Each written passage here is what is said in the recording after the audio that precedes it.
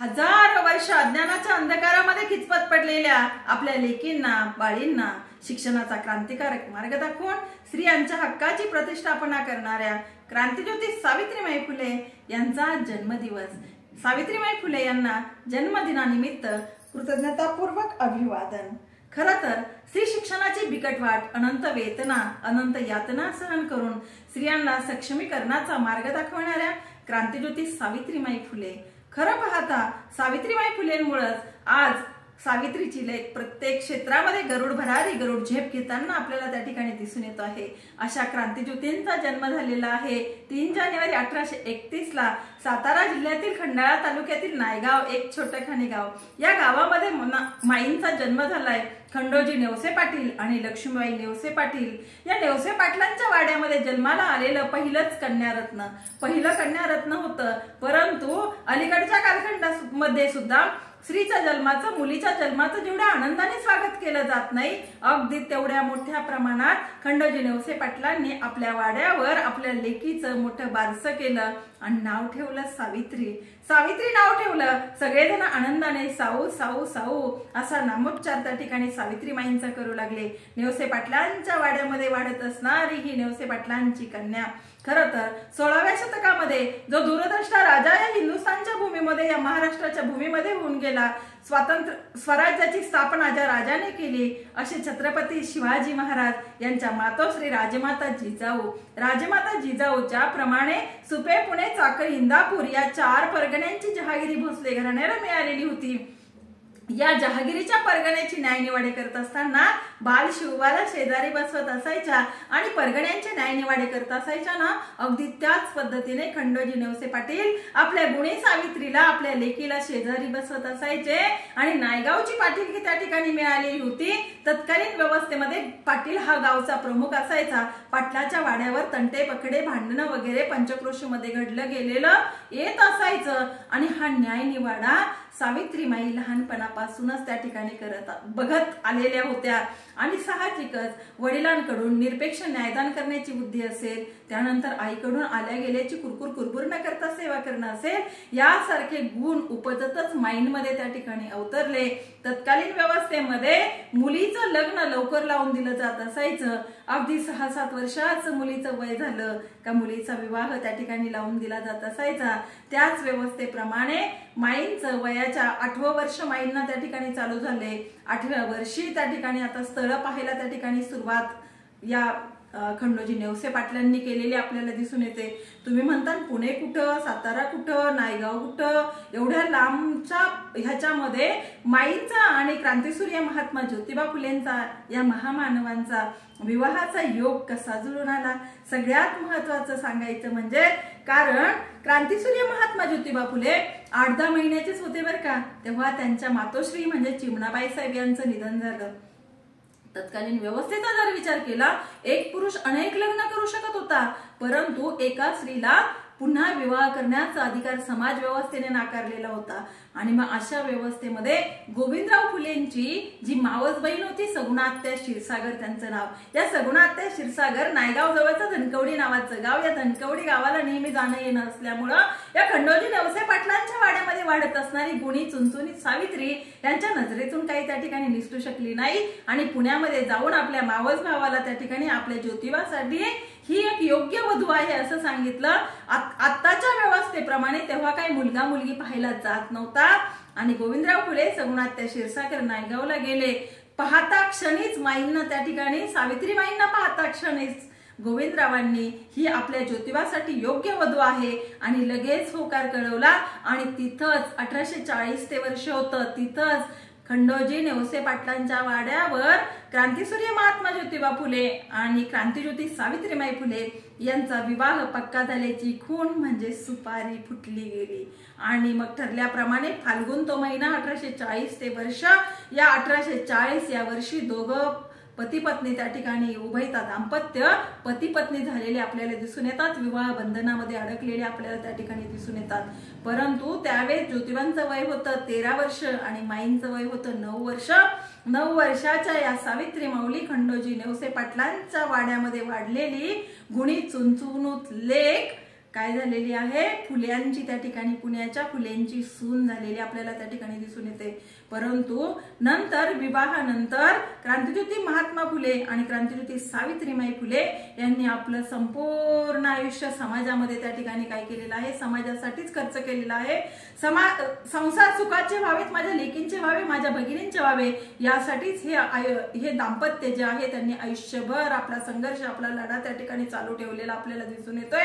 एका दिवशी असे संतापलेल्या अवस्थेमध्ये क्रांतीसूर्य घरी आले. जसा काय डोळ्यातून तो लावारस त्या ठिकाणी झिरपतो की काय, अशी अवस्था क्रांतीसूर्यांची झाली. आणि अशा व्यवस्थेमध्ये सावित्रीमाई थोड्याशा दचकल्या. एवढं त्या ठिकाणी लालवुंद डोळे झालेल्या अवस्थेमध्ये कधीच त्यांनी क्रांतीसूर्यांना पाहिलेलं नव्हतं. आणि त्यांच्या मुखातून उद्गार निघू लागले, अरे हे स्वतःला भूदेव समजणारे कोण, कोणी दिला त्यांना हा अधिकार, हे स्वतःला भूदेव का बरं समजतात. अशा प्रकारचे शब्द त्या ठिकाणी ज्योतिबांच्या मुखातून बाहेर पडले. वास्तविक पाहता म्हणजेच कारण असं घडलं होतं की एका उच्चवर्णीय मित्राच्या मिरवणुकीमध्ये ज्योतिबा त्या ठिकाणी काय झाले होते, मित्राच्या आग्रहावरून समाविष्ट झालेले होते, सामील झालेले होते. आणि या उच्चवर्णीय समाजाबरोबर ज्योतिबांचं चालणं या उच्चवर्णीय समाजाला खटकलं. अरे हा कुणबट शूद्र उच्चवर्णीयांच्या मिरवणुकीमध्ये सामील झालाच कसा, या कुणबट शूद्राला उच्चवर्णीयांच्या मिरवणुकीमध्ये सामील होण्याचा अधिकार कोणी दिलाच कसा. अशा प्रकारचं त्या ठिकाणी जहरी जाणारा अपमान त्या ठिकाणी क्रांतीसूर्यांचा केल्यामुळं त्या ठिकाणी ज्योतिबा फुले असे त्या ठिकाणी बोलू लागले. वडिलकीच्या नात्याने गोविंदराव फुलेंनी सबुरीचा सल्ला दिला, मात्र ज्योतिबा फुलेंनी तो काही ऐकला नाही. आणि मग क्रांतीसूर्यांच्या डोक्यामध्ये हे विचार घुळू लागले, आता हे सगळं जे समाज व्यवस्थेचं जे चित्र आहे, समाज ज्या दोन व्यवस्थेवर आधारलेला आहे, एक वर्ग म्हणजे स्त्रियांचा, एक वर्ग म्हणजे पुरुषांचा, त्यापैकी एका वर्गाला चुलमुलं आणि पतीचे गुलाम आणि पतिमाग सती जाणं हेच होतं काम. ज्योतिबांची ज्योती जर उजळलीच नसती, आज आम्हा स्त्रियांची दुर्दशाच ही असती. आणि अगदी त्याच उक्तीप्रमाणे, त्याच ओळींप्रमाणे खऱ्या अर्थाने फक्त चूल आणि मूल एवढं स्त्रीचं जगणं त्या ठिकाणी होतं. आणि नाहीतर काय करायचं, शेतामध्ये त्या ठिकाणी काम करायचं. आणि नवे नवे विधवा झालेल्या स्त्रीचं तर आयुष्यच त्या ठिकाणी उद्ध्वस्त होत असायचं. एक पुरुष अनेक विवाह करू शकत होता, परंतु एका स्त्रीला तारुण्याच्या कितीही उंबरठ्यावर जरी ती विधवा झाली, बाल विधवा जरी झाली, तरी तिला पुन्हा विवाह करण्याचा अधिकार समाज व्यवस्थेने नाकारलेला होता. आणि या व्यवस्थेविरुद्ध त्या ठिकाणी जाऊन क्रांतीसूर्य महात्मा ज्योतिबा फुलेंनी त्या ठिकाणी काम केलेलं आपल्याला दिसून येत आहे. या विधवांसाठी त्या ठिकाणी एक स्पेशल खुलीच त्या ठिकाणी करून ठेवलेली होती. नवे नवे या विधवेचं जर वेडवाकडं जर पाऊल पडलं तर अक्षरशः तिला बोडकी केलं जात असायचं. म्हणजे तिच्या डोक्यावरचे केस त्या ठिकाणी संपूर्ण काढून टाकले जात असायचे, तिला विद्रूप केलं जात असायचं. कारण केस हे स्त्रीचं सौंदर्य, तिच्या जर डोक्यावरचे केस काढले, मुंडन करून टाकलं तर ती विद्रूप त्या ठिकाणी दिसेल आणि तिच्यावर सहजासहजी समाजातील कोणत्याच घटकाची नजर पडणार नाही. ही सनातन्यांची, या मनोवाद्यांची त्या ठिकाणी भूमिका होती. आणि या भूमिकेला क्रांतीसूर्य महात्मा ज्योतिबा फुलेंनी त्या ठिकाणी छेद दिलाय. सावित्रीमाईंनी त्यांच्या कार्यामध्ये आघाडीवर त्या ठिकाणी सावित्रीमाई राहिलेल्या आपल्याला त्या ठिकाणी दिसून येत आहे. आणि या उभयता दाम्पत्याने नंतर समाज व्यवस्थेमध्ये एक क्रांतिकारक बदल घडून आणला आणि त्याची गोड फळं आज संपूर्ण सावित्रीच्या लेकी, सर्व स्तरातील सावित्रीच्या लेकी, या भारत भूमीतील लेखी त्या ठिकाणी उपभोगत असताना आपल्याला दिसून येत आहे. खरंच तर क्रांतिज्योती सावित्रीमाई फुले यांचं त्या ठिकाणी क्रांतीसूर्य महात्मा ज्योतिबा फुलेंनी मातीच्या धुळपाटीवर कपाशीच्या काडीच्या मदतीने अत्यंपर्यंतची मुळाक्षर या मातीवर त्या ठिकाणी गिरवली. कपाशीची बोंड असतील, शेंगा असतील, दामुके असतील, खडे असतील, यांच्या साह्याने अंकगणित माऊलींना त्या ठिकाणी शिकवलंय.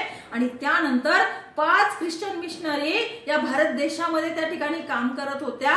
मग ते शिक्षणाचं असेल, व्यापाराचं असेल, सगळं हे काम त्या ठिकाणी 5 ख्रिश्चन मिशनऱ्यांचं चालू होतं.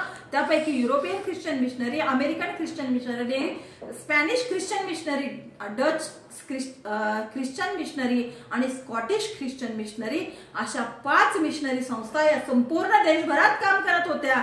त्यापैकीच एक संस्था म्हणजेच अमेरिकन ख्रिश्चन मिशन. या अमेरिकन ख्रिश्चन मिशनचं स्त्रियांना प्रशिक्षण देणारी एक संस्था होती. या अमेरिकन ख्रिश्चन मिशनच्या संस्थेमध्ये 1849 ते 1851, परंतु तत्कालीन कालखंडाचा, अगोदरच्या कालखंडाचा जर विचार केला, 2 दिवसापूर्वीच म्हणजे 1 जानेवारी 1848 या संपूर्ण देशाच्या इतिहासामध्ये एक क्रांतिकारक बदल घडवणारी घटना घडली. ती म्हणजेच क्रांतीसूर्य महात्मा ज्योतिबा फुले यांनी आपल्या मित्राच्या साहाय्याने मित्राच्या वाड्यातील एक खोली भाड्याने घेतली. भाडे तत्वावर घेऊन काय केलेलं आहे की मुलींसाठी पहिली शाळा सुरू केलेली आहे. आणि मग अशा व्यवस्थेमध्ये सावित्रीबाईंना नंतर पहिल्या शाळेवर क्रांतीसूर्य शिकवायला गेले आणि नंतर 1849 ते 51 ही तब्बल 2 वर्ष अमेरिकन ख्रिश्चन मिशनच्या शिक्षकांना प्रशिक्षण देणाऱ्या संस्थेमध्ये सावित्रीबाई या अहमदनगर शहराच्या भूमीमध्ये तब्बल 2 वर्ष त्या ठिकाणी राहिलेल्या आपल्याला त्या ठिकाणी दिसून येतात. कारण आज सुद्धा त्या ऐतिहासिक क्षणाची नोंद आहे. आज अहमदनगर शहरामध्ये जे क्लेरा ब्रूस हायस्कूल आहे ना, तिथे हे प्रशिक्षण संस्था त्या ठिकाणी चालू होती. आज सुद्धा या इतिहासाच्या पाऊलखुणा आपल्याला त्याची साक्ष देतात. क्रांतीज्योती सावित्रीबाई फुले यांचं कार्यकर्तृत्व सांगत आपल्याला खुणावत असलेला त्या ठिकाणी दिसून येत आहे. आणि मग प्रशिक्षित स्त्री शिक्षिका होऊन क्रांतीज्योती सावित्रीबाई फुले पुण्याला परतल्यात. पहिली शाळा सुरू केलेली होती. पहिली शाळा चांगली चालू होती, परंतु या सनातनी वर्गाला स्त्री शिक्षणामुळे आपला 4000 वर्षापासून चाललेला भ्रष्टाचार उघडकीस येतो की काय याची भीती वाटत होती. या अबला जर सबला झाल्या ना तर सनातन्यांचा तबला वाजवल्याशिवाय राहणार नाही हे सनातनी वर्गाला माहित होतं. आणि म्हणून फुले दाम्पत्याने सुरू केलेल्या स्त्री शिक्षण विषयक कार्याला त्यांचा विरोध होता. आणि म्हणूनच 3 जानेवारी 1851 तो दिवस आमच्या संपूर्ण भारतातील, संपूर्ण देशातील, संपूर्ण महाराष्ट्रातील स्त्रियांनी कधीच विसरता कामा नये. कारण त्या 3 जानेवारी 1851 क्रांतीज्योती सावित्रीबाई फुले यांचं उंबरठा उल्लंघन झालंय.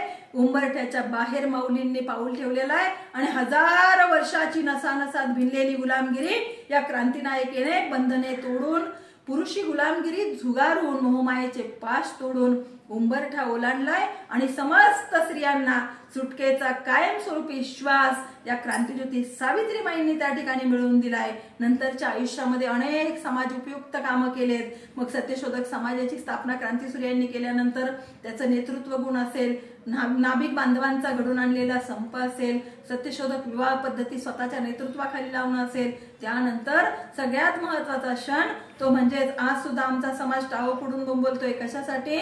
वंशाला दिवा हवाय. आणि तो वंशाला दिवा कशासाठी हवाय?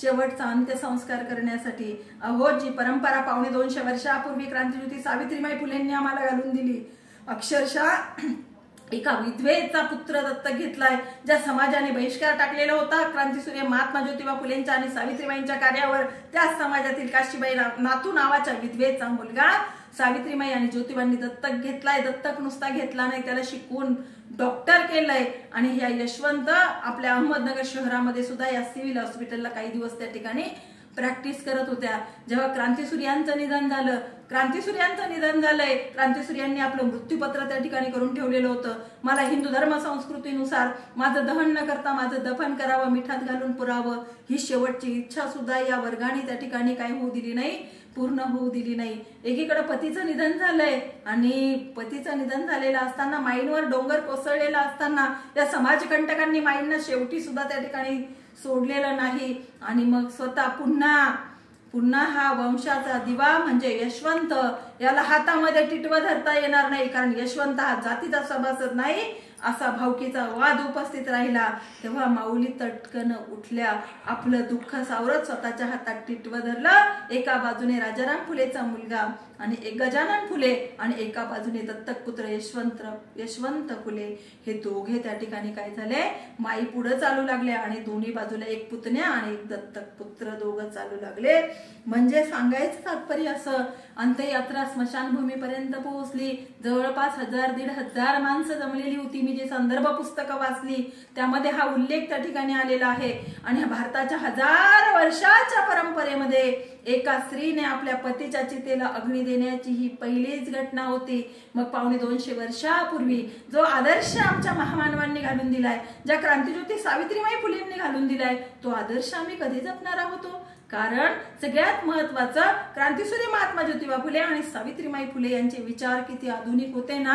त्यांचे आधुनिक विचार, त्यांच्या विचारातच, त्यांच्या त्यागातच सावित्रीच्या लेकींचं भलं आहे आणि संपूर्ण समाजाचं भलं त्यांच्या विचारातच आहे असं मला त्या ठिकाणी वाटतं. माझा व्हिडिओ जर आपल्याला आवडला तर लाईक, सबस्क्राईब आणि शेअर करायला विसरू नका. पुन्हा एकदा क्रांतीज्योती सावित्रीबाई फुलेंना कृतज्ञतापूर्वक अभिवादन करते आणि इथंच थांबते. धन्यवाद. जय ज्योती, जय क्रांती.